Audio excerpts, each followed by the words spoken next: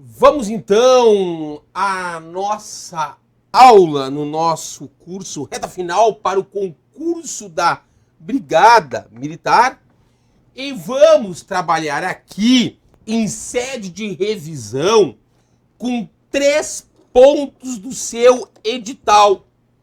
Uma parte está lá no Direitos Humanos e Cidadania, que é a Lei 9455 de 97. Vamos trabalhar também com a Lei 13869 de 2019 e vamos trabalhar também com a Lei Maria da Penha, Lei 11.340 de 2006. Então, nesse nosso curso reta final para o concurso da Brigada Militar, vamos começar revisando a lei que rege o crime de tortura, que acreditamos é uma pergunta absolutamente certa na tua prova. Vamos falar também sobre o decreto que promulga, que instala internamente no país os efeitos da Convenção Interamericana para prevenir e punir a tortura. Logo a seguir, vamos falar sobre a lei que rege o crime de abuso de autoridade.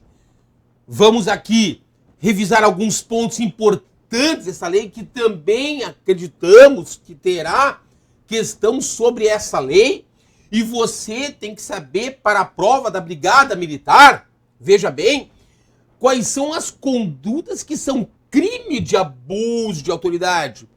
Por que, meu aluno?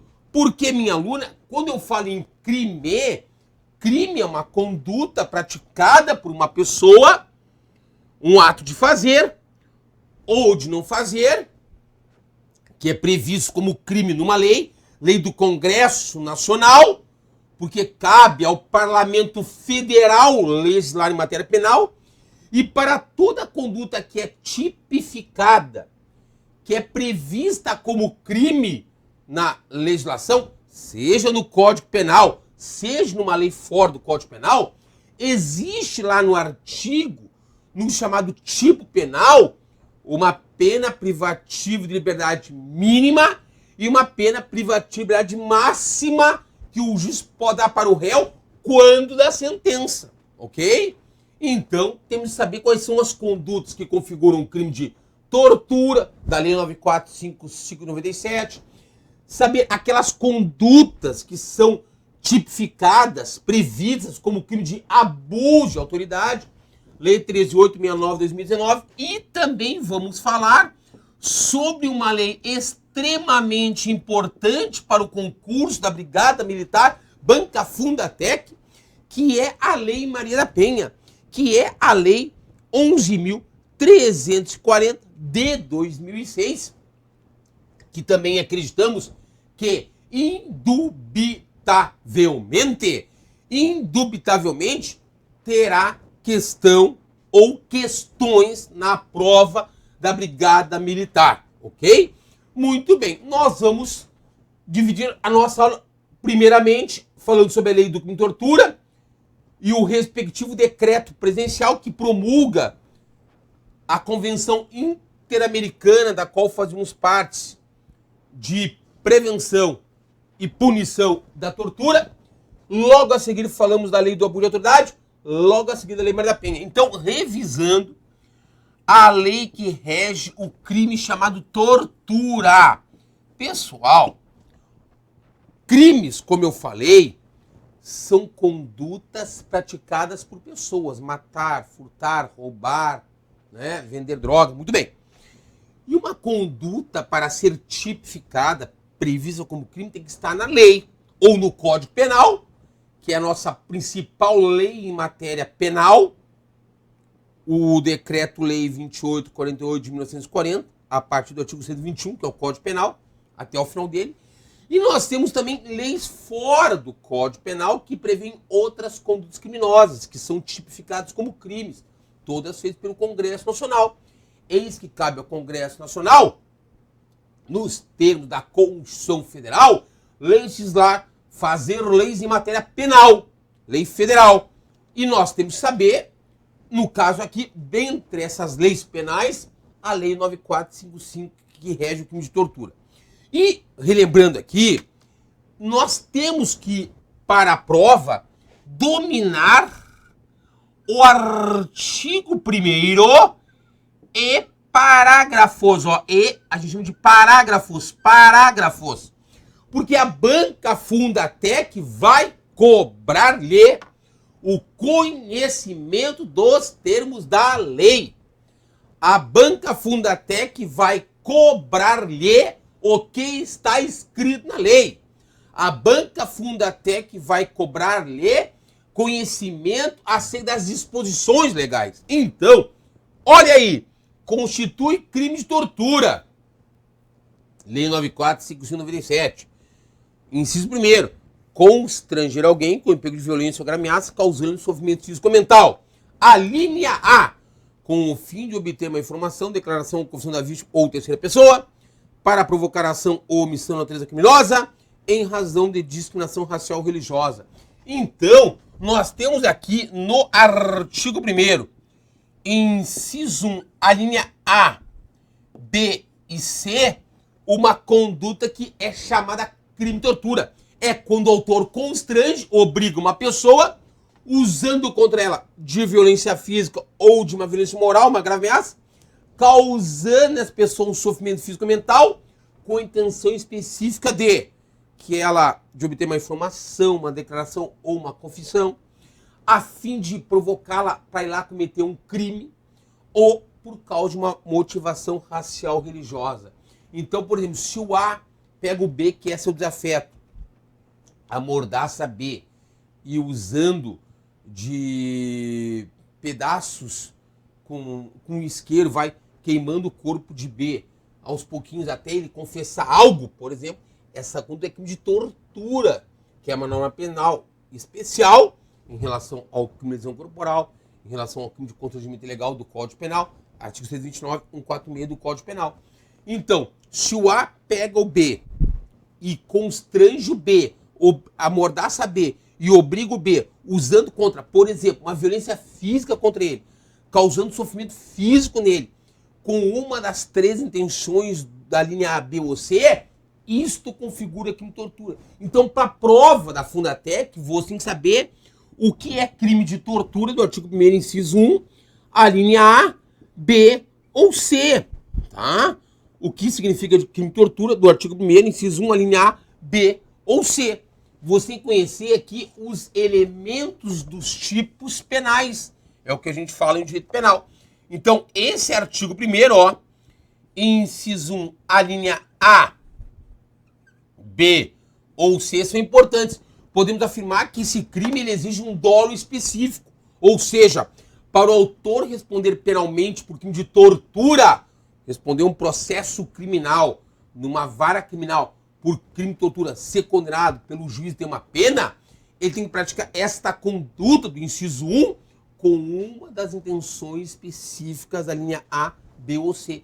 Esse crime exige um dolo específico por parte do seu autor. Muito bem, mas nós também temos como crime de tortura o inciso 2º, que diz o seguinte: configura crime de tortura a conduta de submeter alguém, uma pessoa, dolosamente, todo crime em regra é doloso, sob sua guarda, poder ou autoridade, com emprego de uma violência física ou de uma grave ameaça, uma violência moral, a um intenso sofrimento físico ou mental.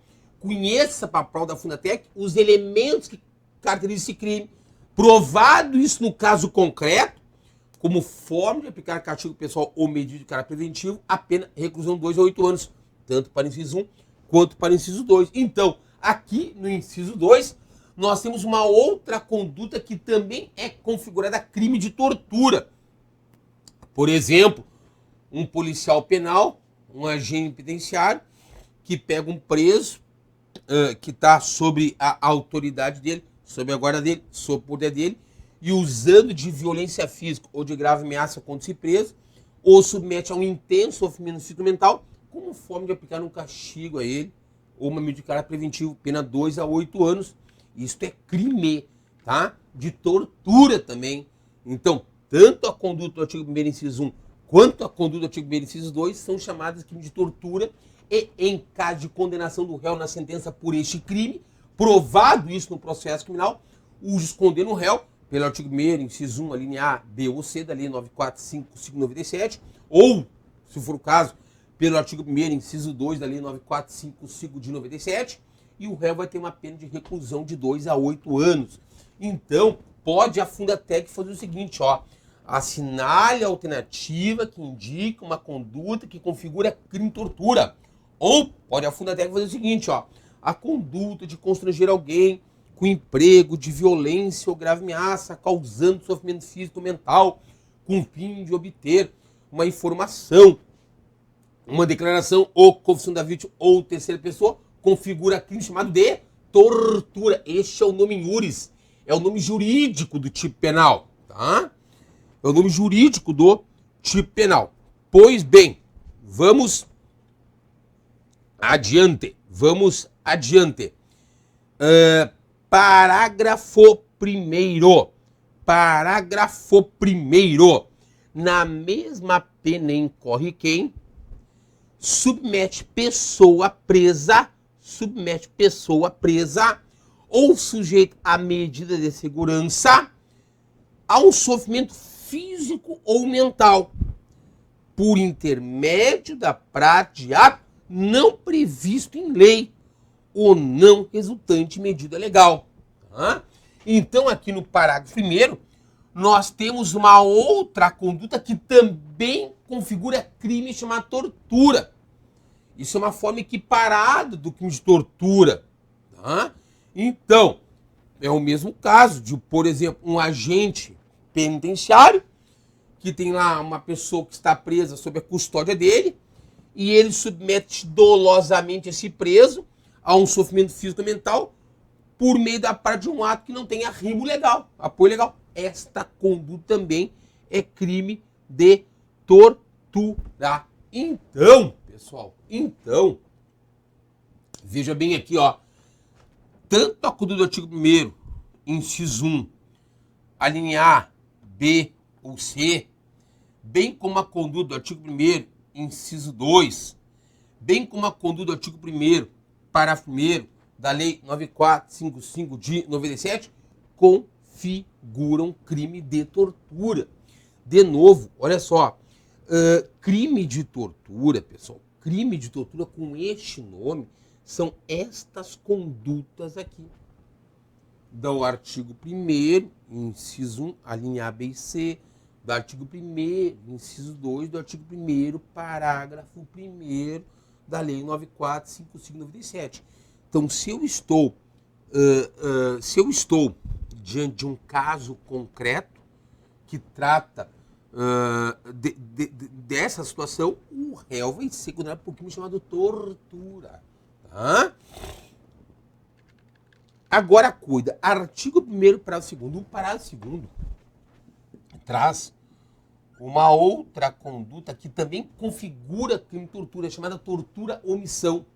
Tem a tortura castigo, né? Tem a tortura criminosa, tem a tortura discriminatória, que é a tortura omissão.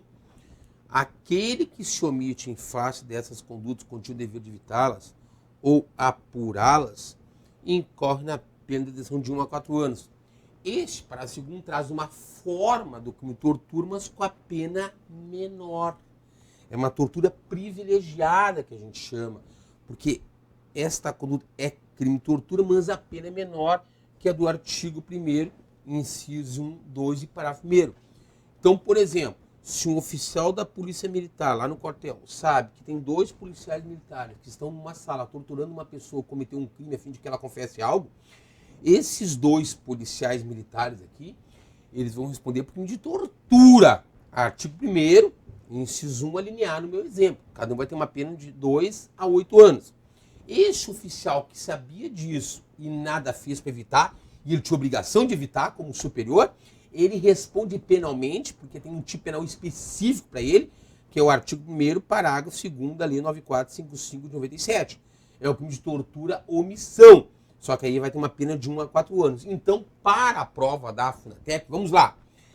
Esta conduta do artigo 1º, inciso 1º, a linha A, B ou C, denomina-se crime de tortura. Tortura na forma simples, que a gente chama, que é o caput.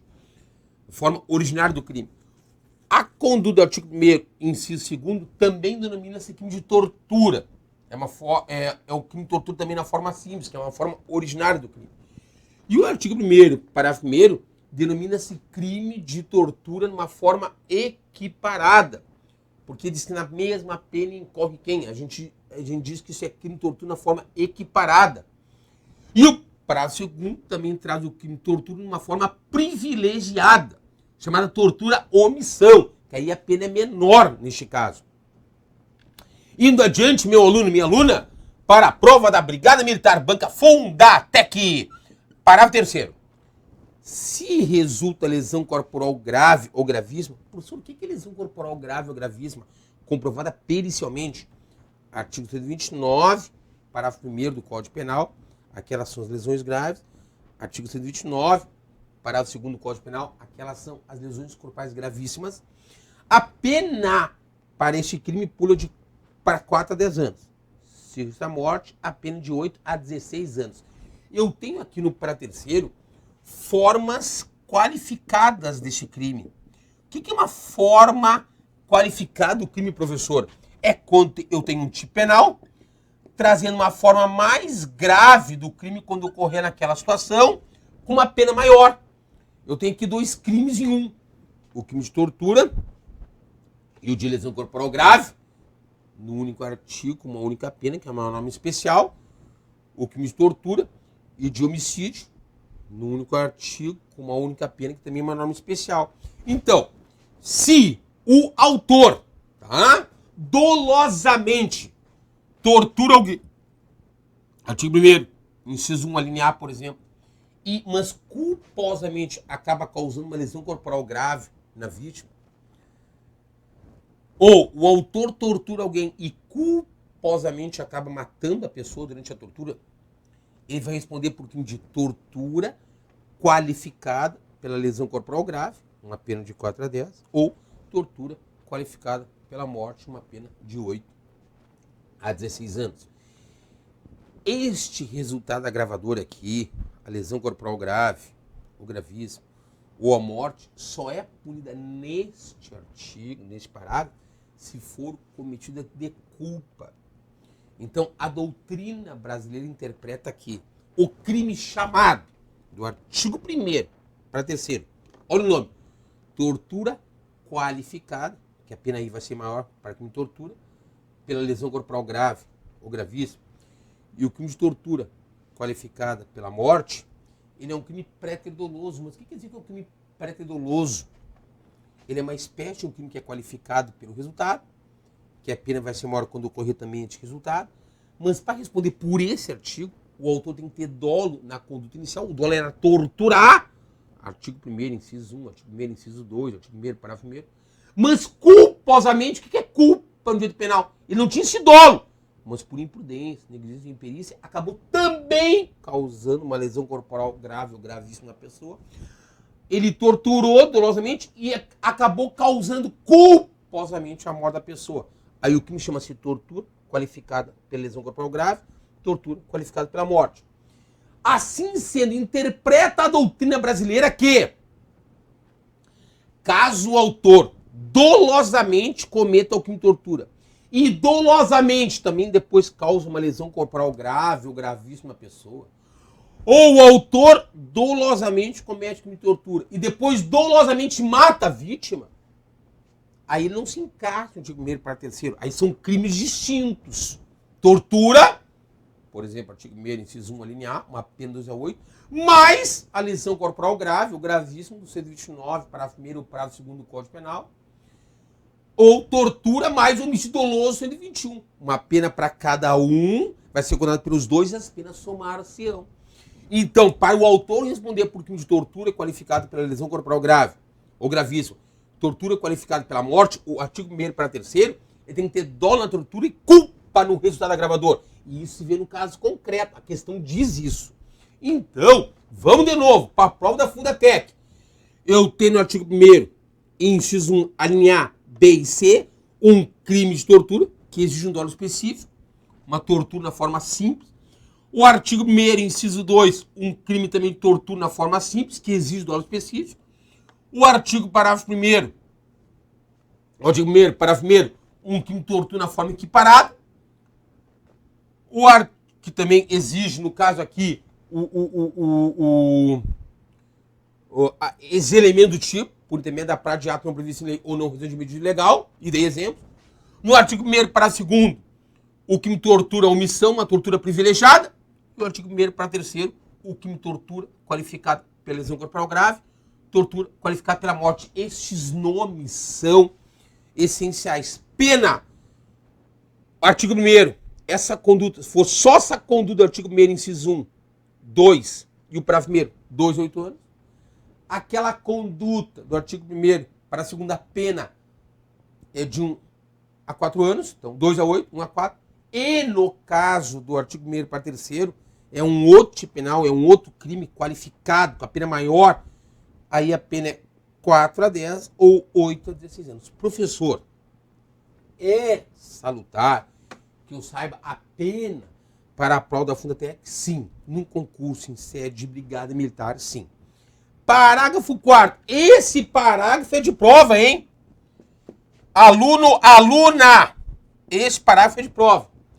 Aumenta a pena de 1/6 a 1/3 se o crime é cometido por agente público, porque esse crime em regra é comum, qualquer um pode cometer. Mas quando cometido por um agente público, a pena vai se aumentar na sentença de 1/6 a 1/3. Se o crime é cometido contra criança gestante por deficiência adolescente com maior de 60 anos, 60. Se o crime é cometido mediante sequestro, o autor sequestra, priva a vítima da liberdade para cometer crime de tortura. Nós temos aqui no parágrafo 4º o que se denomina no direito penal de majorantes da pena, causas de aumento de pena. Ou seja, quando o autor cometer o crime de tortura, no artigo 1º, inciso 1, a linha A, B ou C, no artigo 1º, inciso 2, artigo 1º, parágrafo 1º, nas hipóteses do parágrafo 4º, e vai ter uma pena, por exemplo, de 2 a 8, e mais lá no final do cálculo na sentença, vai aumentar de 1/6 até 1/3. Ele vai ver qual é o patamar nesse interregno, nesse lapso que a lei traz, porque o crime foi cometido nas hipóteses. Quando tiver um parágrafo trazendo um patamar fracionário de aumento da pena, que o juiz vai utilizar lá na sentença do cálculo da pena do réu, isso eu chamo de causa de aumento de pena majorante.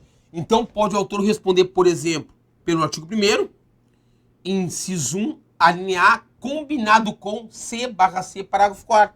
Leia-se, crime de tortura com a pena aumentada. Crime de tortura na forma majorada. Professor, como é que a Fundatec me pergunta isso? Sobre a lei 9455 de 97, que rege o crime de tortura, é correto afirmar que aumenta a pena de 1/6 a 1/3, se o réu for condenado por crime de tortura, quando cometido, por exemplo, por agente público. Aí vai ter uma pena, no meu exemplo, de 2 a 8 anos, e no final do cálculo, o juiz aumenta ainda de 1/6 a 1/3, aí chega na pena final, porque a lei manda. Né? Ela traz causas de aumento que influem no cálculo da pena final do réu. Né? Então eu tenho que saber, para a prova da Fundatec, o artigo 1º, parágrafo 4º. Do que nós vimos até agora, o mais importante para uma prova estilo Fundatec para a Brigada Militar é o artigo 1º, parágrafo 4º. O mais importante. Tá? Parágrafo 5º, também é o segundo dispositivo legal aqui, mais importante para a prova da Fundatec. Parágrafo 5º. São muito cobrados em prova. Parágrafo 5º.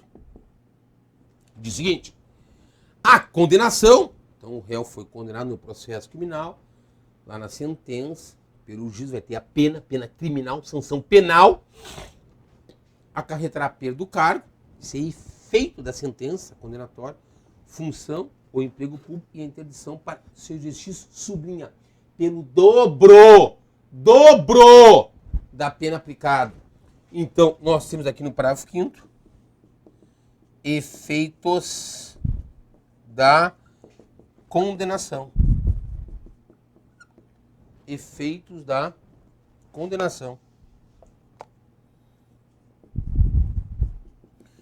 Quando o juiz condenar o réu por crime de tortura, que são essas condutas da Lei 9.455/97, e ele for um funcionário público, por exemplo, ainda ocorre a perda do cargo, função e emprego público, e a proibição, a interdição para exercer cargo público pelo dobro do prazo da pena que ele teve na sentença. Né?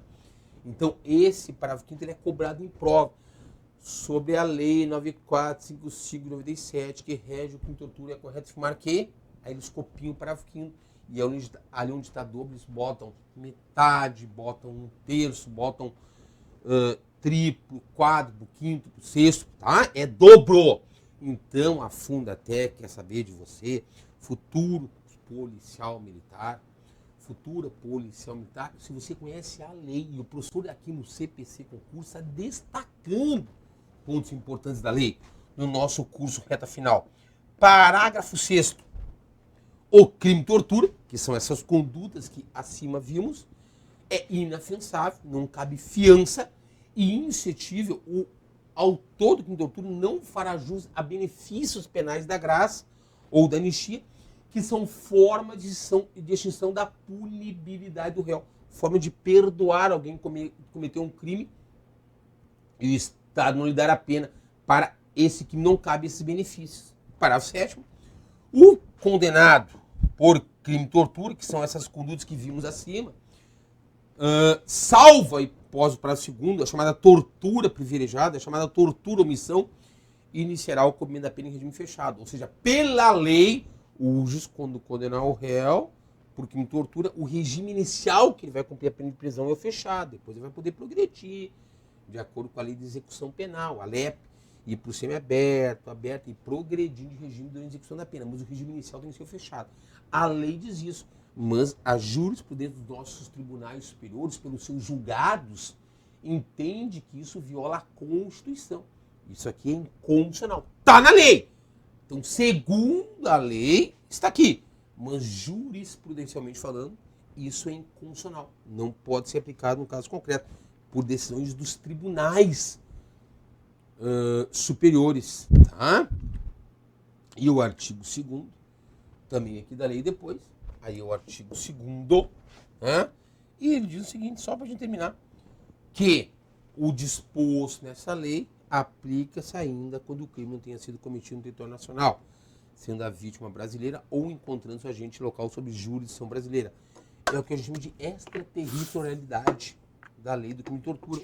Ou seja, essas condutas criminosas aplicam-se ainda que o crime não seja cometido no nosso território, mas sim em território estrangeiro, quando a vítima desse crime for brasileira ou encontrando-se o agente, o autor, no local sob a jurisdição brasileira, que está sob a jurisdição brasileira. Ele vai responder o autor, independentemente de quem ou seja, em regra, pelo crime de tortura, segundo a lei brasileira. Vai sofrer um processo no Brasil, segundo a lei brasileira. Isso é caso de extraterritorialidade da lei de tortura. Então, porque, em regra, a nossa lei penal se aplica aos crimes cometidos dentro do território nacional. Mas ela traz aqui uma exceção que esta lei de tortura, essas condutas criminosas também vão ser aplicadas, ainda que o crime ocorra em território estrangeiro, segundo a nossa lei, isso é o que diz a nossa lei, tá? Nesta hipótese, o crime de tortura, do artigo 2º. É caso de extraterritorialidade da lei de tortura. Então, nós temos aí, no nosso curso resta final, revisado, né, o que é mais importante sobre a lei do crime de tortura. Né? A lei do crime de tortura, que em regra é crime comum e algumas hipóteses no crime próprio, que aí é crime que exige uma qualidade especial do autor, né? É um crime de sujeito qualificado, como artigo 1º, inciso 2, porque tem que ter uma relação de, por exemplo, guarda entre autor e vítima. Então, exige-se aqui uma qualidade especial para o autor, como no caso do parágrafo 1º, porque tem que ser uma pessoa que está presa, então tem que ter uma qualidade especial para o autor, ou ser um agente penitenciário, por exemplo.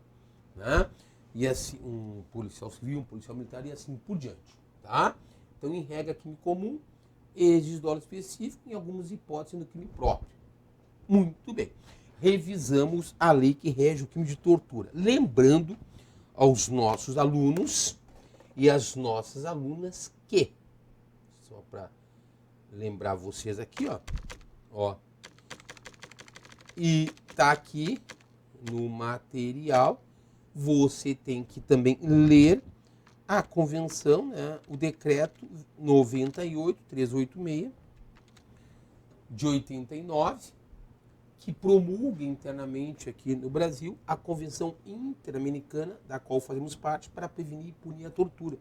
E você tem que saber esses artigos da convenção. São todos autoexplicativos e você não vai para a prova sem lê-los. Tá? Um a um. Tá? 24 aqui artiguinhos para você ler. Aí vai perguntar de acordo com o decreto, um número tal, que promulgou internamente, né, para produzir efeito, a Convenção Interamericana para prevenir e punir a tortura, é correto afirmar que conhecer as disposições, leitura,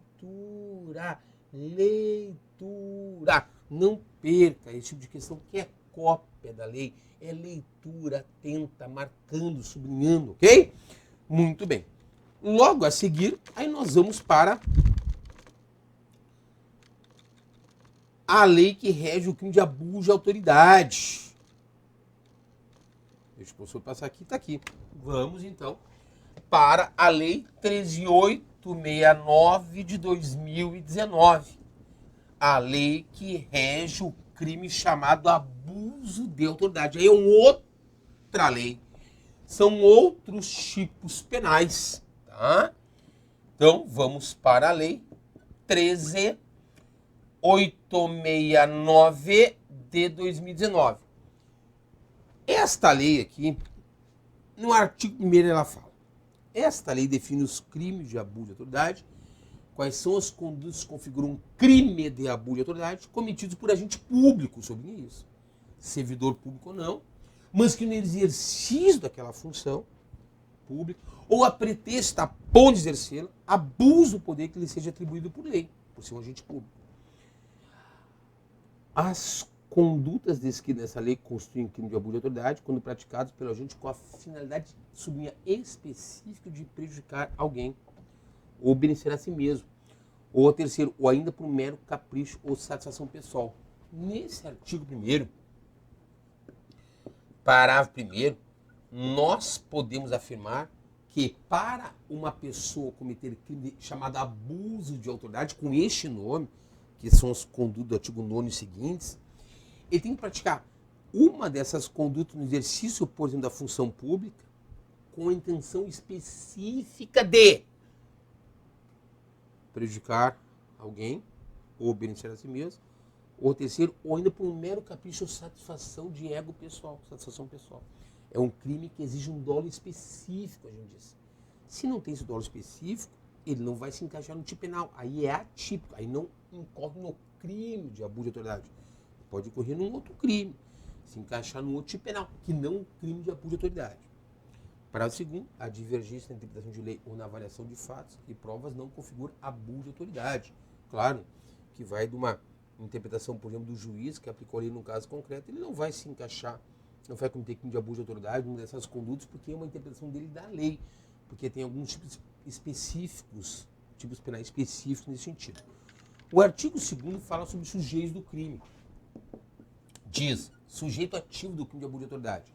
É sujeito ativo do crime de abuso de autoridade, isso cai em prova, qualquer agente público, servidor público, estrito sensu ou não, da administração direta, indireta ou fundacional, de qualquer dos poderes da União, dos Estados, do Distrito Federal, dos municípios do território, compreendendo, mas não se limitando a servidores públicos e militares ou pessoas dele equiparadas, membros do Poder Legislativo, membros do Poder Executivo, membros do Poder Judiciário, membros do Ministério Público, membros dos tribunais ou Conselho de Contas.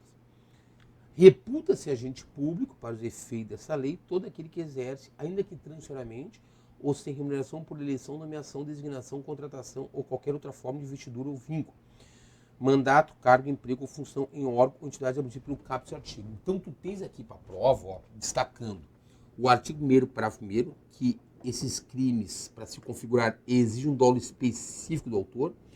E o artigo 2º te diz quem é que pode ser sujeito ativo desse crime. Então, nós podemos afirmar, no âmbito do direito penal, que o crime de abuso de autoridade é um crime próprio. Ele exige uma qualidade especial para o seu autor, no caso, ser um agente público, um soldado da Polícia Militar, um delegado de polícia, um oficial da Polícia Militar, um juiz, um promotor, um escrivão de polícia, um inspetor de polícia, um guarda municipal, né? Um escrivão do Poder Judiciário, um oficial de justiça, e assim por diante. Tá? Ok? E comete uma dessas condutas da lei no exercício da função. Aí o crime é abuso de autoridade. O artigo 3º diz: os crimes dessa lei são de ação penal pública incondicionado, em regra. O que isso quer dizer? Que o autor da ação penal, quem vai processar criminalmente o réu é o Ministério Público, querendo a vítima ou não. Isso quer dizer que o crime é de ação penal pública incondicionada. O titular da futura ação penal, quem vai processar criminalmente o réu é o Ministério Público, depois do inquérito policial feito, por exemplo, pela Polícia Civil, por exemplo, querendo a vítima ou não. Depois, o artigo 4º também ele é importante, porque ele trata, meu aluno, né, sob efeito da condenação. Diz o artigo 4º, são efeito da condenação. Então, o juiz condenou o réu lá na sentença criminal, no processo criminal, por crime chamado abuso de autoridade, que é uma das condutas do artigo 9º ao 38º. São efeitos que advêm dessa condenação.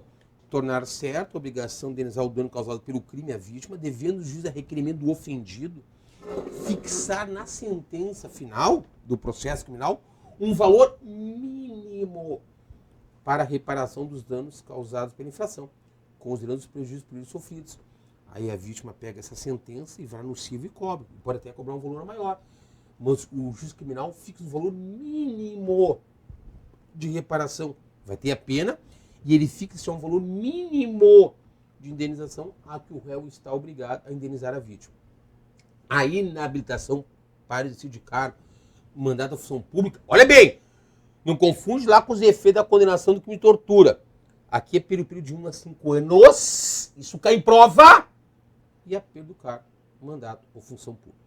Os efeitos previstos no inciso 2 e 3 do caput desse artigo, da cabeça, o topo aqui do artigo, são condicionados à ocorrência de reincidência, só se o réu for reincidente de crime de abuso de autoridade, e não são automáticos, devendo ser declarado motivadamente na sentença. Para que surtam efeitos, o juiz tem que declará-los na sentença. Para que surtam efeitos, essas regras do artigo 4º, o juiz tem que motivá-las, fundamentá-las na sentença final. Senão não se aplica isso. Então, do que nós vimos até agora, o artigo 1º, parágrafo 1º, importante para a prova. O artigo 2º, muito importante. Isso pergunta sobre quem pode ser sujeito ativo do crime de abuso de autoridade. O artigo 3º e o artigo 4º, tá?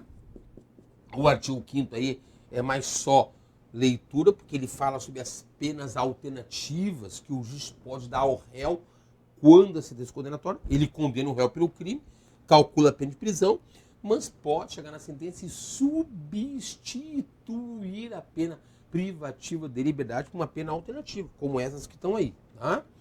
E o artigo 6º e 8º, tá? Eles falam sobre as sanções de natureza civil e administrativa. Por quê? Porque quando... 6º a 8º, ó. Porque quando o juiz condena um réu por crime de abuso de autoridade, ou melhor dizendo, quando um funcionário público comete no exercício da função um crime chamado abuso de autoridade, tá? Isso tem uma repercussão penal, que ele vai responder penalmente, porque essa conta é crime. Tem uma repercussão administrativa, ele vai responder um processo administrativo disciplinar, né? E mais uma repercussão civil, obrigação de reparar o dano. E entrando aqui, por exemplo, a responsabilidade objetiva do ente federativo, dependendo a qual o funcionário pertence, o agente pertence, a autoridade pertence, município, estado ou união, do artigo 37, parágrafo 6 da Constituição. Tá?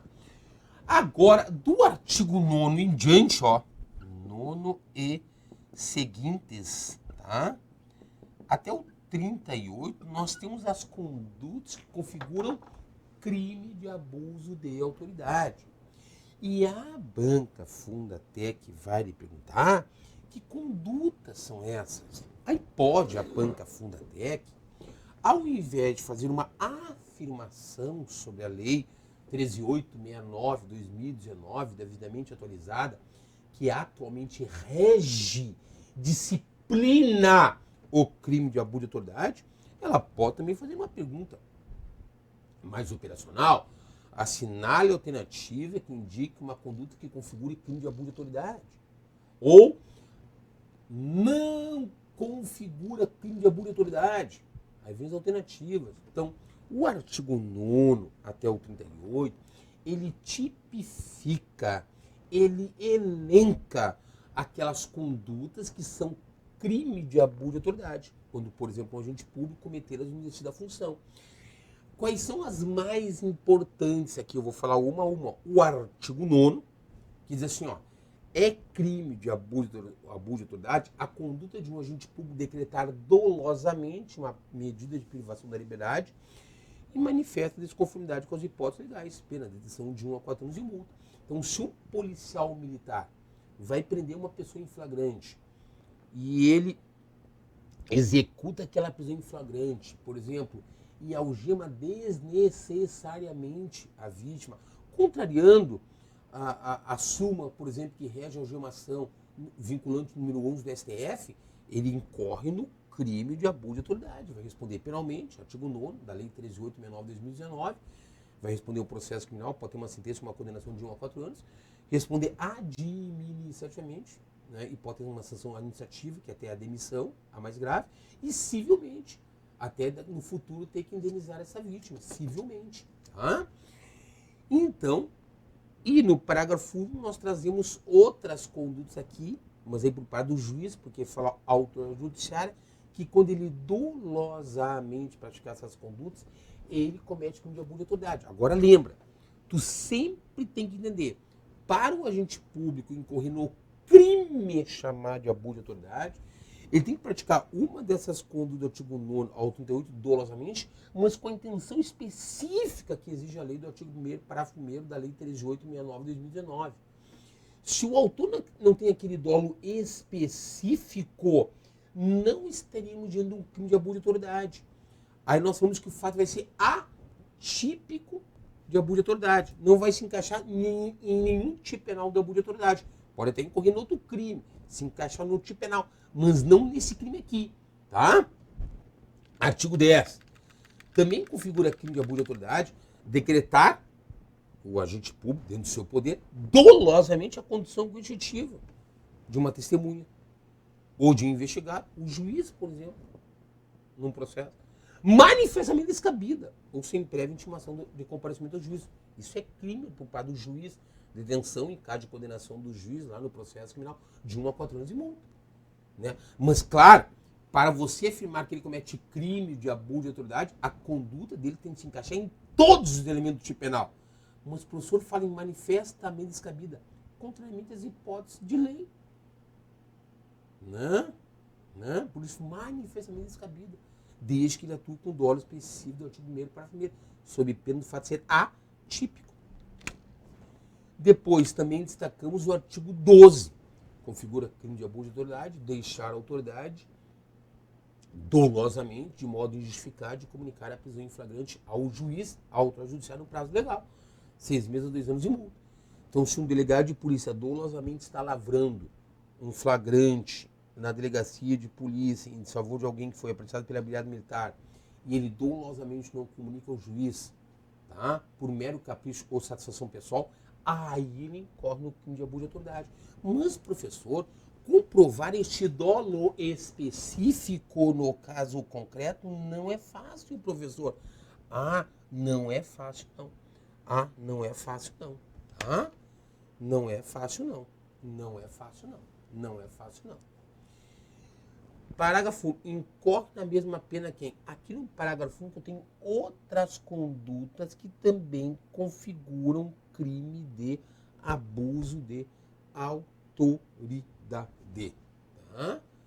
Outros crimes que também configuram crime de abuso de autoridade, desde que a autoridade atue dolosamente com um dos dólares específicos que a lei exige, né? Que a lei exige no artigo 1º, parágrafo 1º aqui da lei 13.869 de 2019, ok? Vamos mais aqui. Próximo aqui, vamos ver próximo. O 13 também é crime de abuso de autoridade. Olha bem, com esta nomenclatura, este nome jurídico, a conduta de o agente público constranger dolosamente o preso ou detento, mediante violência física, mediante uma grave ameaça ou mediante a redução de sua capacidade de resistência, dando um remédio para ele, um sonífero, a exibir seu corpo para dele exibido à curiosidade pública, mostrando na imprensa, por exemplo, contrário à vontade do preso, para que ele mostre o rosto, submeter-se à situação vejatória ao constrangimento não autorizado em lei, produzir prova contra si mesmo ou contra terceiro, né? A fazer um bafômetro, por exemplo, detenção de 1 a 4 anos e multa sem prejuízo da pena combinada à violência, mais uma pena pela violência, pela lesão corporal. Esta conduta aqui é crime de abuso de autoridade. Então você não pode confundir, por exemplo, a prova da funda técnica para o concurso da Brigada Militar. As condutas configuram crime de abuso de autoridade, e eu estou aqui destacando as mais relevantes, com as condutas que configuram crime de tortura. Está entendendo? Que é bem mais grave, inclusive a pena é bem maior. 15. Também é importante, configura crime chamado abuso de autoridade, a conduta de uma autoridade constranger, obrigar a depor, sob ameaça de prisão, olha que elementar do tipo, pessoa que, em razão de sua função, ministério, ofício ou posição, deva guardar segredo ou resguardar sigilo, pena 1 a 4 anos de multa. E incorre na mesma pena a autoridade, o agente público, que prossegue com o interrogatório, dolosamente, de pessoa que tenha decidido exercer o direito ao silêncio, e a autoridade a constrange a depor sob ameaça que vai prender, vai deixar recusa na delegacia por causa disso, não pode. E ou de pessoa que tem optado por ser assistido por advogado ou defensor público sem a presença do seu patrono, né? Então imagina um delegado numa delegacia que vai tomar depoimento de uma pessoa que está sendo acusada de um crime, e ele obriga a pessoa a depor, e ela quer esperar o advogado dela chegar, mas o delegado quer que ela deponha sem delegado, sem advogado, tá? Ameaçando que vai prender ali por desobediência, que não tem isso, né? Com o dolo específico do artigo 1º, parágrafo 1º. Ele vai incorrer no crime de abuso de autoridade. Comprovado isso, ele pode responder penalmente, tem uma pena de 1 a 4 anos e mais uma multa. Uma multa que vai para o Estado. É uma pena de prisão mais uma multa que o juiz criminal dá. E multa vai para o Estado, calculado no sistema do artigo 49 a 52 do Código Penal. 16 também configura o crime de abuso de autoridade, a conduta de uma autoridade deixar dolosamente identificar-se ou identificar-se falsamente ao preso por ocasião de sua captura ou quando deva fazê-lo durante sua detenção ou prisão. Um soldado da Polícia Militar em relação a uma pessoa que ele prende na rua, que estava foragido, tá? Bem como o parágrafo 1, e tem as penas, né? 18 configura crime de abuso de autoridade, a conduta de submeter dolosamente um preso, imagina lá, um delegado em relação ao preso na delegacia, a interrogatório policial durante o período de repouso noturno, salvo, que aí não vai ser o crime, aí não se encaixa no penal, se capturado em flagrante, porque ele vai depor lá durante o flagrante, ainda que seja à noite, ou se ele devidamente assistido, consentindo em prestar declarações, pena 6 meses, 2 anos de multa. Então conheça as elementares do tipo e esse salvo. Então se enquadrar nessa parte final aqui, aí não haverá o crime. Aí o fato é atípico, não se encaixa no penal. 19. É crime de abuso de autoridade se um agente público dolosamente impediu ou retardar, de modo justificado, o envio de pleito de preso à autoridade judiciária, ao juiz competente para a apreciação da legalidade de sua prisão ou das suas circunstâncias de sua custódia, né? Um pedido de liberdade provisória, por exemplo, né? Mas na verdade tem que protocolar direto na justiça, né? Mas é um tipo penal. E incorre na mesma pena o magistrado, o juiz que, ciente do impedimento ou da demora, deixa dolosamente de tomar as providências tendentes a saná-lo, ou não sendo competente para deixar sob a prisão, deixa enviar o pedido à autoridade judiciária que o seja, que tem competência legal para apreciar o pleito, desde que ele atue com dolo específico do artigo 1º, parágrafo 1º da Lei 13.869 de 2019. Ele pode ocorrer no 19, parágrafo 1 da Lei 13.869 de 2019, que é crime de abuso de autoridade. Vai responder penalmente por isso, né? 20 também configura crime de abuso de autoridade a conduta de impedir, sem uma justa causa, a entrevista pessoal reservada do preso com o seu advogado. O delegado, por exemplo, na delegacia, em relação ao advogado, né? O parágrafo 1 traz uma conduta equiparada e sempre tem a pena ali, né? Para cada conduta criminosa tem uma pena mínima e máxima que o juiz pode dictar para o réu na sentença. Né? 21. É crime também de abuso de autoridade manter dolosamente presos de ambos os sexos na mesma cela ou espaço de confinamento. Pena 1 a 4 anos de multa. Você imagina a delegacia, a brigada militar chega com flagrante, uma mulher presa, e chega uma outra guarnição da brigada militar com um homem preso. E o escrivão lá, que está ali de plantão, antes do delegado chegar, bota os dois dolosamente na mesma cela, ok? Por mero capricho pessoal, ou a fim de prejudicar, porque ele não gosta daqueles dois, ele conhece aqueles dois presos, já é a 10ª vez que são presos, né? E nem se conhecem, são pessoas desconhecidas, um já foi preso mais vezes, a outra também, e deixa na cela a fim de prejudicá-los, a fim de constrangê-los. Isso é crime de abuso de autoridade, o pai do escrivão. 22. Configura crime de abuso de autoridade. E o parágrafo 1 do 21 traz uma forma equiparada, ó. Incorre na mesma pena, também comete crime de abuso de autoridade, o agente público que mantém na mesma cela criança ou adolescente na companhia de maioridade ou em ambiente inadequado observado disposto lá no Estatuto da Criança e Adolescente, que rege isso, que veda isso. Né? 22. É crime de abuso de autoridade a conduta de invadir ou adentrar clandestino ou socialmente, ou a revelia ou contra a vontade do ocupante, imóvel ali ou suas dependências, ou nele permanecer nas mesmas condições, sem determinação judicial ou fora das condições estabelecidas em lei, pessoal. Artigo 5º, inciso 11 da Constituição. Então, se um policial militar, junto com mais 2 colegas, entram dolosamente na casa de alguém, a fim de procurar objetos de um crime, né, por mero capricho, satisfação pessoal, mostrar que tem poder, que podem, fora das hipóteses legais, artigo 5º, inciso 11 da Constituição, vão responder por crime de abuso de autoridade, não violação do homicídio, artigo 150 do Código Penal. Isso é uma norma penal especial, mais específica, né? Pena 1 a 4 anos, tá aqui, ó, é crime isso aí. E o parágrafo 1º diz, incorre na mesma pena, 1 a 4 anos e mais uma multa, o agente público que dolosamente pratica uma dessas condutas do parágrafo 1º. Inclusive, ao inciso 3º, cumprir dolosamente o mandado de busca e apreensão judicial domiciliar após 21 horas ou antes de 5 horas. Isso é crime de abuso de autoridade. É crime previsto na lei. O parágrafo 2º fala, ó, não haverá crime se o ingresso for para prestar socorro, ou quando houver fundados indícios de indicar a necessidade do ingresso em razão de situação de flagrante delito ou desastre. Isso está na própria Constituição Federal já. Artigo 5º, inciso 11. Aí a lei permite entrar. Se ela permite, aí não há crime nessa hipótese. 23.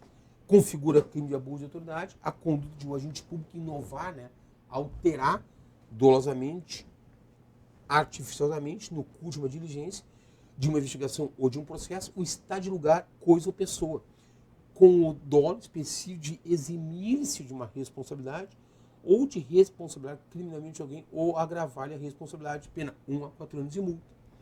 Incorre na mesma pena quem pratica a conduta com o intuito de eximir-se da responsabilidade civil ou administrativa por excesso praticado no curso de diligência, omitir dados ou informações, ou divulgar dados ou informações incompletas para desviar o curso da investigação da diligência do processo.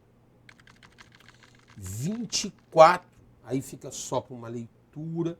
25, é crime de abuso de autoridade proceder dolosamente à obtenção de uma prova para instruir, por exemplo, um inquérito policial, os investigadores lá da Polícia Civil, em procedimento de investigação ou fiscalização por meio manifestamente ilícito. Essa conduta também configura abuso de autoridade e incorre na mesma pena quem faz uso de prova em desfavor do investigado ou fiscalizado com prévio conhecimento de solicitude, desde que o agente público atue com dolo específico do artigo 1º, parágrafo 1º.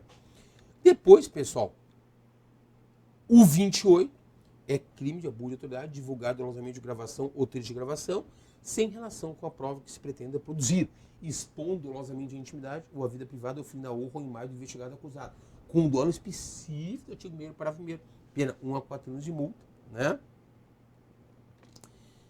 E depois nós damos destaque também ao 32, é crime de abuso de autoridade, se uma autoridade, exemplo, um delegado de polícia, negar dolosamente ao interessado, seu defensor ou advogado, acesso aos autos de investigação preliminar, um termo circunstanciado, tramita na DP, um inquérito policial ou qualquer outro procedimento investigatório de infração penal, civil ou administrativa, assim como impedir a obtenção de cópias, ressalvado o acesso a peças relativas à diligência em curso ou que indiquem a realização de futuras diligências futuras cujo sigilo seja imprescindível, pena 6 meses a 2 anos e multa também.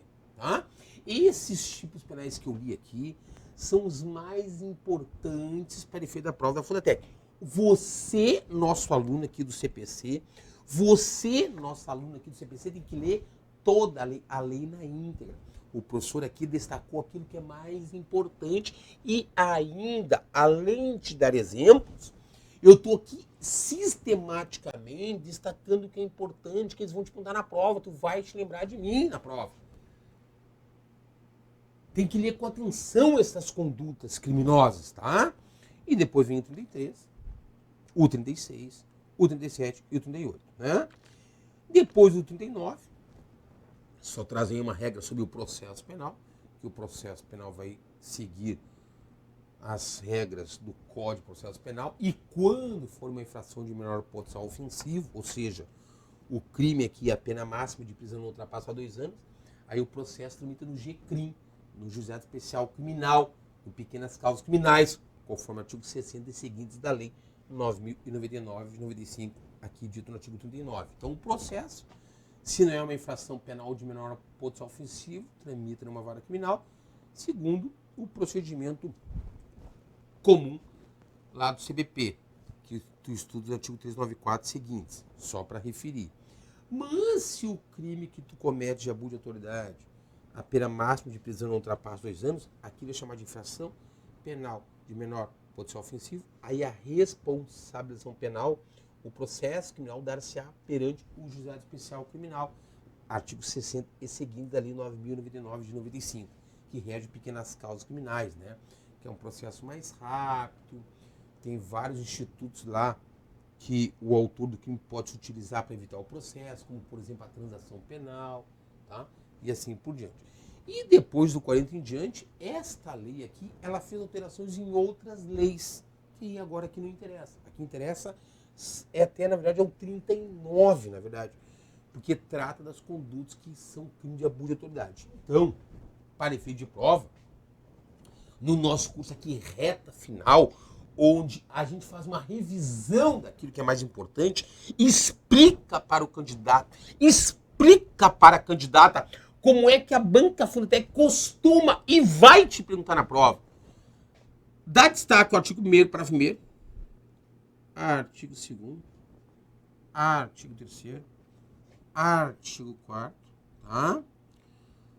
O artigo 5º e do 9º ao 38, esses tipos penais que o professor citou, que o professor leu, para você saber, para você entender que configuram crime de abuso de autoridade. Então, de novo, não confunda as condutas que configuram crime de tortura com este nome, com as condutas que configuram crime de abuso de autoridade, com este nome em iuris, em latim, né? O direito vem do latim, com este nome jurídico, tá? E principalmente em ambas as leis, o nosso curso reta final aqui do CPC, maior curso da região sul do Brasil em aprovação, você está com o maior curso da região sul do Brasil em aprovação, porque a gente te dá exatamente aquilo que se pergunta em prova. Então, isto que eu indico em cada uma das leis como importante é aquilo que você tem que dar uma dedicação maior, porque provavelmente é aí que estará ou que estarão a ou as questões da tua prova para o concurso abrigado em cada banca Fundatec. Ok? Meus amigos, minhas amigas, para este tipo de prova, claro, que ainda podem parar várias dúvidas. Mas o importante é a leitura e marcar aqueles pontos importantes que o professor disse. reler, fixar, porque tu vai ter lá uma questão com 5 alternativas, tu vai ter que te lembrar do que diz a lei. É como se fizesse a prova ali com a lei do lado, olhando para ela, lendo-a. Quanto mais você lê-las, mais você estará preparado para a sua prova, para o concurso da Brigada Militar, ok? Que é uma grande instituição e você estará certamente apto para entrar, né, na lei, tá? Na instituição, perdão. Opa, professor. Vamos lá. Para terminarmos, então, Lei Maria da Penha. Pessoal, a Lei Maria da Penha, que é uma lei importante sim para a tua prova, é uma lei que traz regras especiais que devem ser observadas pela chamada autoridade policial, que é o delegado de polícia, durante o inquérito, sua equipe. Durante o processo criminal na justiça, quando se está diante de um crime que envolva a chamada violência doméstica familiar contra a mulher. A Lei Maria da Penha, ela se aplica sempre que estiver diante de um crime de qualquer natureza, não só lesão corporal, uma calúnia, difamação, crime de injúria, crime de ameaça, crime de constrangimento ilegal, que envolva a chamada violência doméstica familiar contra a mulher. E a tua obrigação como candidato ao ingresso na instituição da Brigada Militar é conhecer as regras, as disposições dessa lei. Então, veja bem aqui, ó. Olha como é que a gente vai trabalhar aqui, ó. Do artigo 1º ao 4º, uma mera leitura sua, principalmente do artigo 1º, porque ele diz aqui, e você vê, qual é o grande objetivo da Lei Maria da Penha, que é prevenir e coibir e reprimir de uma forma especial a chamada violência doméstica familiar contra a mulher, diz a lei. Muito bem. Ler com atenção os artigos. Mas o artigo 5º, este é importante, porque o artigo 5º, ele diz o que é violência doméstica contra a mulher, este conceito, e quais são as hipóteses que eu posso aplicar às regras dessa lei. Diz o artigo 5º, para os efeitos dessa lei, configura a chamada violência doméstica contra a mulher qualquer ação ou omissão, qualquer ato de fazer ou não fazer, baseado, lastreado no gênero, no fato de ser mulher que cause nela, um crime que cause nela morte, lesão, sofrimento físico, sexual ou psicológico e dano moral ou patrimonial. Tudo isso faz parte do conceito de violência doméstica familiar contra a mulher e ela vai poder usufruir dessas regras especiais. Inciso primeiro, no âmbito da unidade doméstica, compreendida como espaço de convívio permanente de pessoas, sublinha, com ou sem vínculo familiar, inclusive aquelas esporadicamente e eventualmente agregadas. No âmbito da família, compreendido como uma comunidade formada por indivíduos que são os considerados aparentados, unidos por laços naturais por afinidade de vontade expressa, como, por exemplo, casamento, em qualquer relação íntima de afeto na qual o agressor convive ou tenha convivido com o filho, independentemente de coabitação, namorados, por exemplo.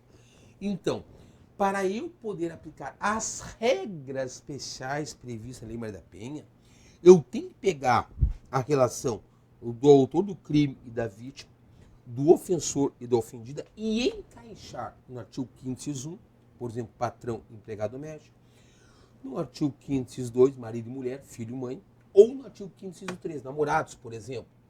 Aí eu aplico as regras da Lei Maria da Penha. Se eu pegar um crime, por exemplo, de lesão corporal, do artigo 129 do Código Penal, e pegar a relação do agressor e da vítima e não encaixar no artigo 5º, inciso 1, 2 ou 3, não se aplica as regras da Lei Maria da Penha. Claro que o autor vai responder normalmente, penalmente, pelo crime, mas sem incidirem as regras especiais da Lei Maria da Penha. Então, para a prova da Fundatec, saiba esse 5º. o que seja violência doméstica familiar contra a mulher, do artigo 5º, e saber o quanto se aplica a Lei Maria da Penha. No caso da relação entre ofensor e ofendida, agressor e agredida, autor do crime e vítima, no âmbito, quando advém de uma relação no âmbito da doméstica, no âmbito da família ou em qualquer relação íntima de afeto que independe de coabitação. O parágrafo 1º do 5º diz: as relações pessoais enunciadas nesse artigo independem de orientação sexual. Isso quer dizer que para aplicarmos as regras da Lei Maria da Penha, e você tem que conhecer essas disposições que eu estou dando destaque, o autor do crime pode ser do sexo masculino ou feminino, independentemente da sua orientação sexual. E a vítima pode ser do sexo masculino ou tem que ser do sexo feminino, independentemente da orientação sexual dela. Artigo 6º, já caiu em prol da Fundatec, diz, o desrespeito à violência doméstica familiar contra a mulher constitui uma das formas de violação dos direitos humanos, dada a relevância dessa lei.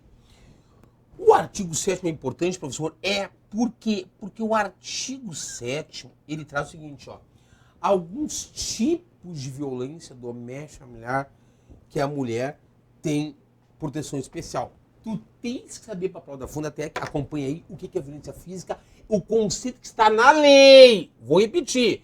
Tu tens que saber para a prova da Fundatec o conceito que está na lei do artigo 7º, inciso 1, artigo 7º, inciso 2, que é violência psicológica, artigo 7º, inciso 3, que é violência sexual, artigo 7º, inciso 4, que é violência patrimonial, e artigo 7º, inciso 5º, que é violência moral. Então, para a prova da Fundatec, da Brigada Militar, saiba cada um desses conceitos, e a Fundatec já perguntou mais de uma vez em provas sobre sua coordenação no que consiste cada um desses tipos de violência. Aqui é conceitual, meu aluno, aqui é conceitual, minha aluna. Saiba o que tem aqui, saiba o que está escrito aqui. Então não posso confundir, por exemplo, o conceito segundo a lei do que é violência psicológica, artigo 1º, artigo 7º, inciso 2, com o conceito do que é violência moral, do artigo 7º, inciso 5º. Então, provavelmente a Fundatec pode botar o conceito na questão. Nesse caso, no contexto da Lei Maria da Penha, traz a violência, ou pode. A violência moral, segundo a Lei Maria da Penha, consiste em vai copiar o conceito da lei. O artigo 8º só de leitura, e quando chega no 9º, é um outro artigo que eu vou destacar aqui. O 9º fala sobre medidas de assistência a qual a mulher faz jus quando for visto no crime que verse sobre a violência doméstica contra a mulher. Por exemplo, olha bem, a assistência à mulher em situação de violência doméstica familiar. A assistência à mulher em situação de violência doméstica familiar será prestada de forma articulada. Artigo 9º. E conforme os princípios e diretrizes previstos na Lei Orgânica da Ciência Social, no Sistema Único de Saúde, no Sistema Único de Segurança Pública, entre outras normas e políticas públicas de proteção. E, imediatamente, quando for o caso. Olha o parágrafo 1º e o parágrafo 2º como exemplo. Tem 8 parágrafos aqui. Tu vais ler com muita atenção. Ele fala sobre as medidas de assistência à mulher em situação de violência doméstica familiar no contexto da Lei 11.340 de 2006, Lei Maria da Penha, correto, Marquê. Saber se tu conhece que medidas são essas a qual ela faz jus. Ó, para primeiro, o juiz, a autoridade judiciária, a autoridade judicial, determinar por um prazo certo, ali não fala qual é o prazo, mas o juiz fixará o prazo, a inclusão da mulher quando uma situação de violência doméstica familiar no cadastro de programas essenciais do governo federal, estadual, municipal. Então, claro, a mulher vai registrar um BO na delegacia de polícia, por exemplo, na delegacia de polícia especializada da mulher, entendimento da mulher, o autor vai sofrer um inquérito, um processo, mas ela vai fazer jus a essas medidas que o juiz pode acatar durante o inquérito, durante o processo, mediante o pedido dela que nós vamos ver. O juiz, para a segunda, assegurar a mulher em situação de violência doméstica familiar para preservar sua integridade física e psicológica, isso cai muito em prova. Acesso prioritário, a remoção contra servidora pública, integrante da missão direta ou indireta, manutenção do vínculo trabalhista dela, na empresa particular, por exemplo, quando necessário, o afastamento local do trabalho por até 6 meses, o encaminhamento à ciência judiciária, quando for o caso, inclusive para eventual ajustamento da ação de separação judicial, divórcio, anulação de casamento ou dissolução de não estável pelo juiz competente, tá? Então são medidas ciência a qual ela faz jus quando visto no crime que envolve violência doméstica familiar. Por exemplo, no caso do parágrafo 1º do parágrafo 2º, com ordem judicial, tu pediu ao juiz, ok? Muito bem, e tu vai ler os demais. Depois, pessoal, agora cuida aqui, ó. Do 10 ao 12C, nós temos regrinhas sobre o atendimento da mulher lá na esfera policial, lá na delegacia da Polícia Civil, por exemplo. Né? Fala do atendimento pela autoridade policial. Então, quando a mulher for registrar um BO e comunicar lá ao escrivão que está atendendo no plantão, a escrivã, um crime que se verifica que envolve violência doméstica familiar contra a mulher, do artigo 5º, vai ter que se comunicar ao delegado de plantão e se observar essas regras aqui do 10 ao 12C. E eu dou aqui destaque, tu vais ler todo o 10 ao 12C com muita atenção, mas eu dou destaque aqui no nosso curso, reta final, ao 11, ao 12 e ao 12C. Porque o 11 diz, no atendimento à mulher em situação de violência doméstica familiar, a autoridade policial, o delegado de polícia que for comunicar, deverá, entre outras providências. O artigo 11 elenca, olha bem, providências que a autoridade policial, o delegado de polícia, adota de ofício, ele próprio, quando chegar ao conhecimento dele um BO que envolve, que verse sobre violência doméstica familiar contra a mulher, até o delegado de plantão, de domingo a domingo. Tá? E tem que saber que providências são essas que o delegado tem que tomar. O 12 diz, em todos os casos de violência doméstica familiar contra a mulher, feito o registro de ocorrência, o BO na DP, deverá a autoridade policial adotar de imediato os seguintes procedimentos, sem prejuízo de outros procedimentos previstos no Código de Processo Penal. Já o 12 elenca procedimentos, a formalização dos atos que o delegado deve fazer na delegacia de polícia, ordenar, né, que os seus agentes façam. E dou destaque aqui no 12 ao inciso 3 e inciso 7. O 3, remeter no prazo de 48 horas um expediente apartado e separado ao juiz de plantão com pedido ofendido para a concessão das medidas protetivas de urgência. Artigo 18 a 24A da lei. E o inciso 7, remeter no prazo de lei os autos do inquérito policial ao juiz e ao Ministério Público. Então isso quer dizer o quê, pessoal? Que essa mulher, quando faz o BO lá, sendo um crime que envolve violência doméstica familiar contra a mulher, claro, vai gerar um inquérito policial, que depois vai para a justiça e vai gerar um processo criminal. Esse inquérito policial vai ser feito normalmente e ser enviado no prazo normal, lá do artigo 10 do CBP, que é a nossa lei geral em matéria de processo penal.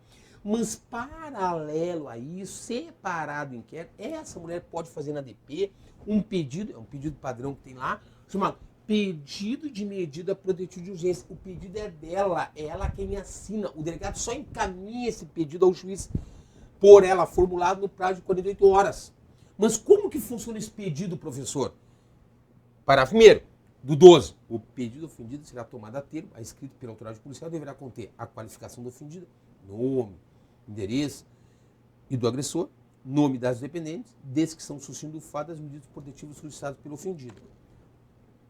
Informação sobre a condição de ofendido ser pessoa com deficiência e da violência que sofrida, que resultou deficiência ou agravamento da deficiência pré-existente. Se nós temos esses dados no momento, a autoridade policial deverá anexar o documento referido no parágrafo 1º, um boletim de ocorrência e cópia de todos os documentos disponíveis de da ofendida.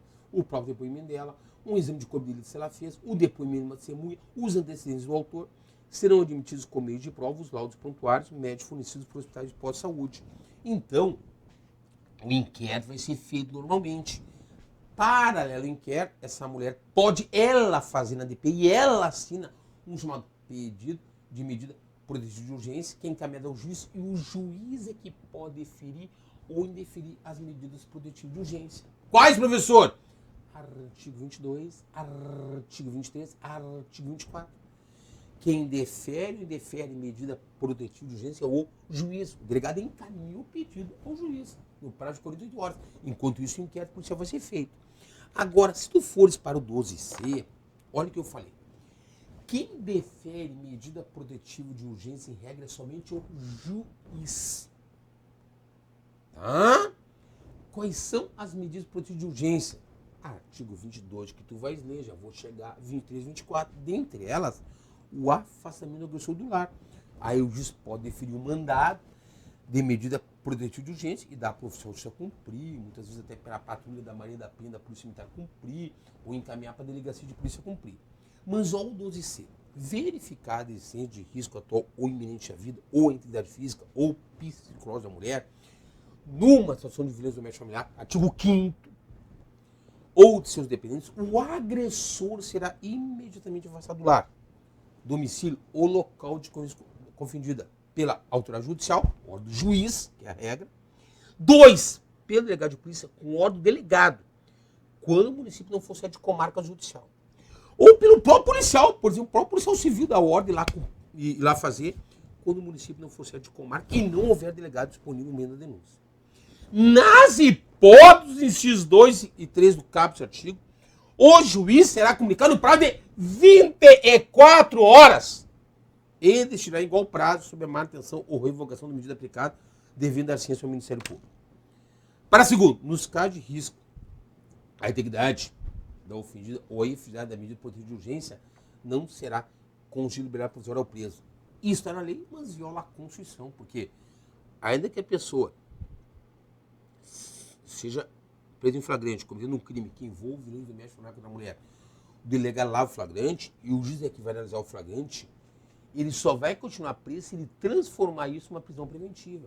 Mas para transformar o flagrante em preventiva, tem requisitos. Está lá no artigo 310 do CBP e depois do 311 a 316 do CBP. Então, se o juiz entender que não estão presentes os signos da preventiva, ainda que o indivíduo tenha sido preso em flagrante, ele vai dar uma liberdade provisória. Vai responder em liberdade. Podendo a qualquer momento, se for o caso, decretar prisão preventiva.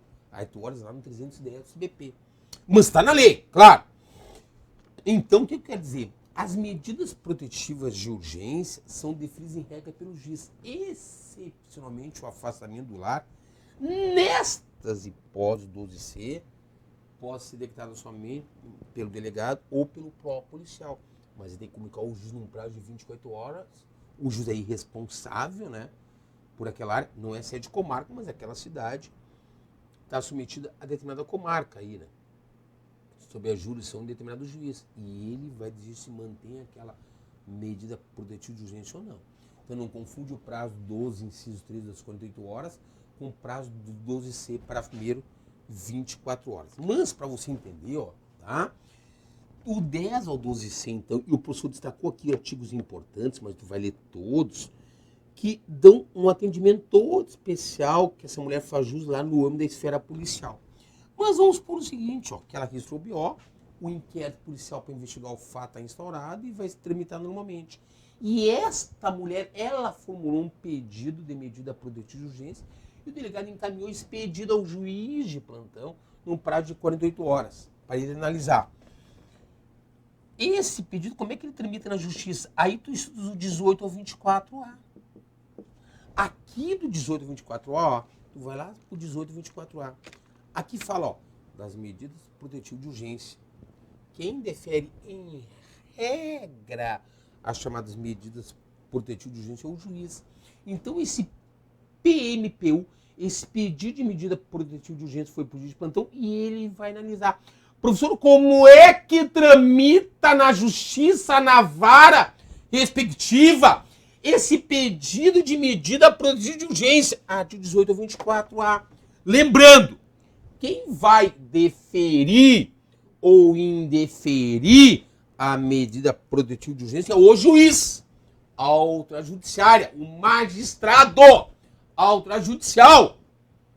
O juiz vai ter 48 horas para analisar. E ele pode deferir sem ouvir o autor, ou ele pode preferir primeiro marcar uma audiência de justificação, ouvir as partes preliminarmente para depois decidir. Tá? Tudo isso regulado no 18. No 19, que veja bem, quem defere ou indefere medida protetiva de urgência é o juiz. Quem pode pedir a própria ofendido, via DP, como eu falei, por exemplo, ou o Ministério Público. O promotor tem competência para ele mesmo ajuizar um pedido assinado por ele de medida protetiva de urgência em prol de uma mulher, no caso de violência doméstica familiar contra a mulher. O delegado não. Né? O delegado só encaminha o pedido, não pode ele formular o pedido. Está ali no 19. O 20 fala sobre o decreto da prisão preventiva.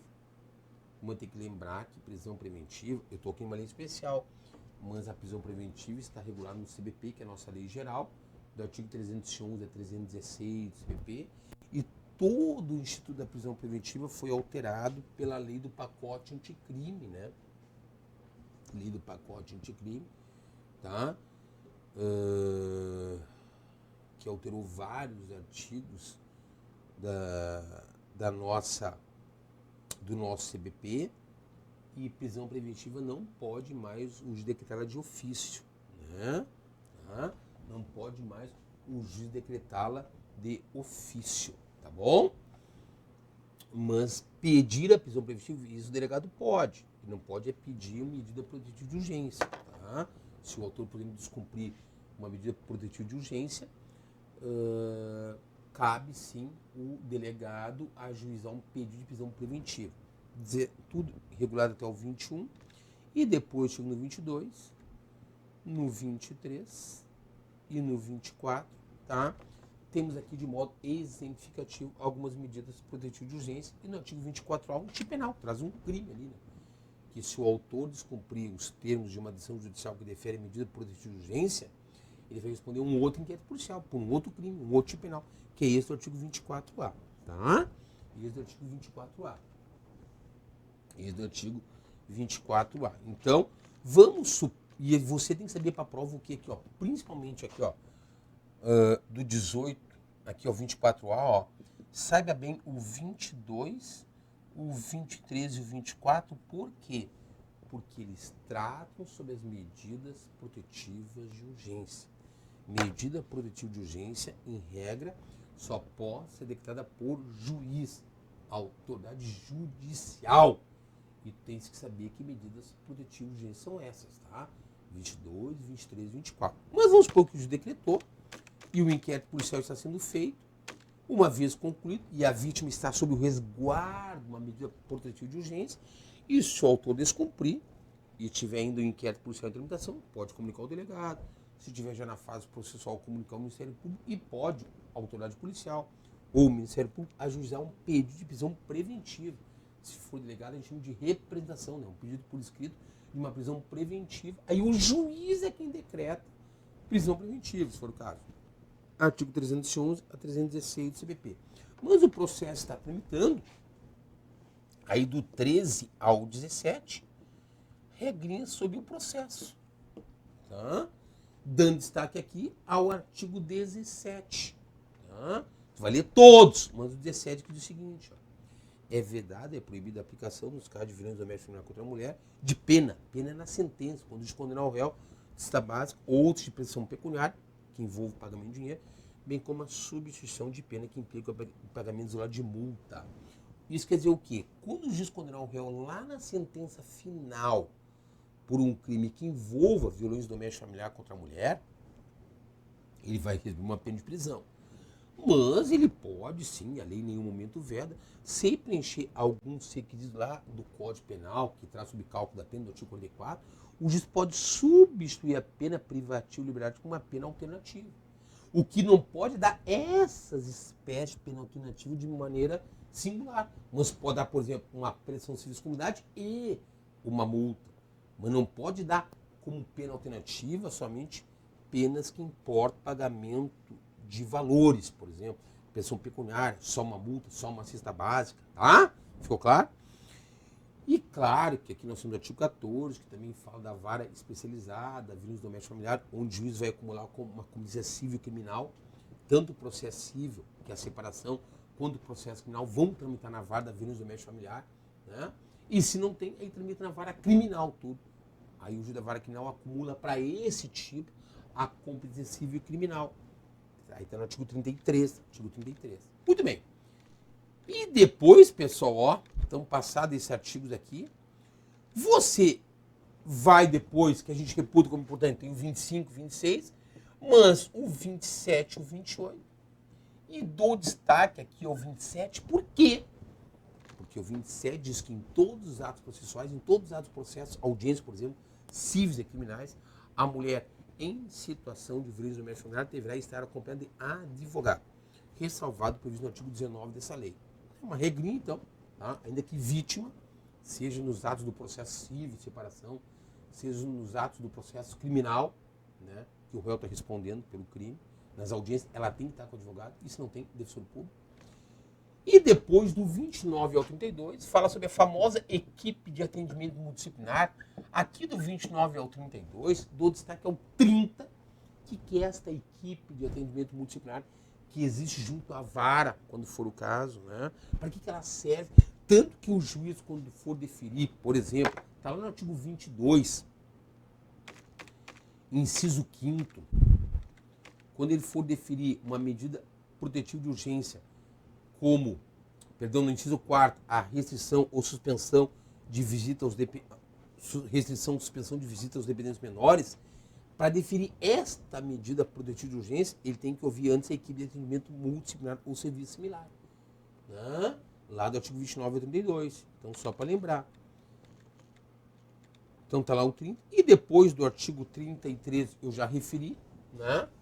Que tem que ler junto com o 14. Né? O 33, aí tem que ler junto com o 14, dada o vínculo com o artigo 14, porque ler junto com o 14, né? E quando você chega nas disposições finais, nas regras finais dessa lei aqui, tá? Ó, do 34 ao 45, eu dou destaque para a leitura ao 35, que já caiu na prova da Fundatec, que diz: a União, o Distrito Federal, os Estados e os municípios poderão criar e promover, no limite das respectivas competências, centros de atendimento integral e multidisciplinar para mulheres, respectivos dependentes, em situação de violência doméstica familiar, casa-abrigos para mulheres, respectivos dependentes menores, em situação de violência doméstica familiar, delegacias, núcleo de defensoria pública, serviço de saúde e centro de perícia médico legal especializado no atendimento à mulher, em situação de violência doméstica familiar, programas e campanhas de enfrentamento da violência doméstica familiar e centro de educação e de reabilitação para os agressores. Né? Caiu exatamente como está aqui. A Fundação foi botando de alternativas, está correto, as afirmativas 1, 2, 3, 4, 5. Tudo, né? Que pode a lei autorizando aqui. E depois o 38A, tá? Que diz: o juiz competente providenciará o registro da medida protetiva de urgência. Então, quando se defere uma MPU, medida protetiva de urgência, né? Isso tem que ter um registro. As medidas protetivas de urgência serão registradas em banco de dados e mantido regulamentado pelo chamado Conselho Nacional de Justiça, que está no artigo 103A da Constituição Federal, garantido o acesso do Ministério Público, da Defensoria Pública, defensores públicos, né?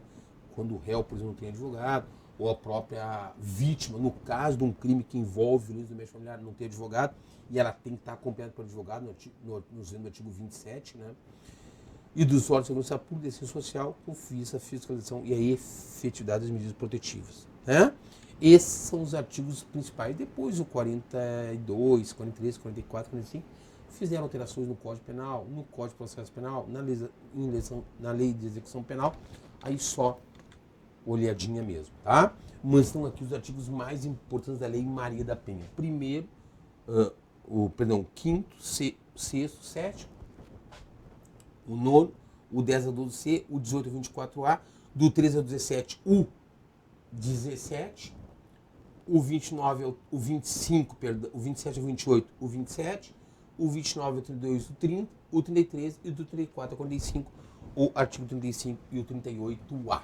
Isso é o que é de mais importante. Então, nós terminamos a nossa aula aqui do curso reta final, né?